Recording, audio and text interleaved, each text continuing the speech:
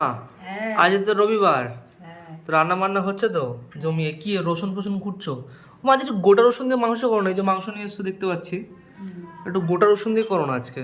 ঠিক আছে অল্প একটু মানে রসুন দেবে, আর এমনি গোটা রসুন দেবে, তরকারির মধ্যে ভালো লাগবে খেতে নাকি? ঠিক আছে, ঠিক এখানে আছে। সব পেঁয়াজ তো কেটে নিয়েছো। পেঁয়াজ আলু দিয়ে কি হবে? আলু দেবো মাংসের মধ্যে। মাংস?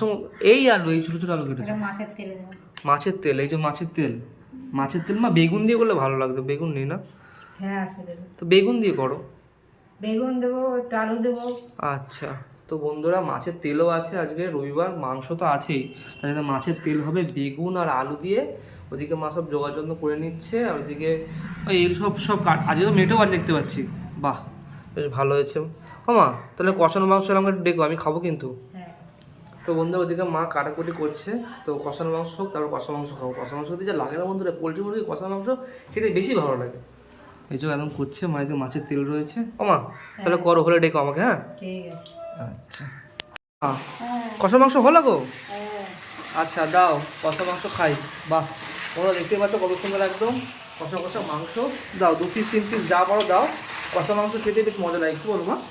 এই পোলট্রি মুরগি দাও। বাহ, আহা আহা আহা আহা, মেটে তুলছো নাকি মা? এই যে মেটে বন্ধুরা, ওহো একদম গরম গরম বন্ধুরা, দেখতেই পাচ্ছ একদম। বন্ধুরা এই যে কষা মাংস একদম, তোমার সেদ্ধ বলা হয়নি, এই তো হয়েছে সেদ্ধ। হ্যাঁ এই তো, কত সুন্দর একদম। আহা,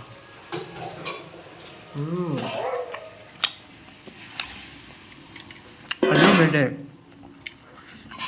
আহা বন্ধুরা, এই যে কষা মেটে দেখতে পাচ্ছ বন্ধুরা, কষা মেটে বন্ধুরা, আহা আহ জমে গেল তো।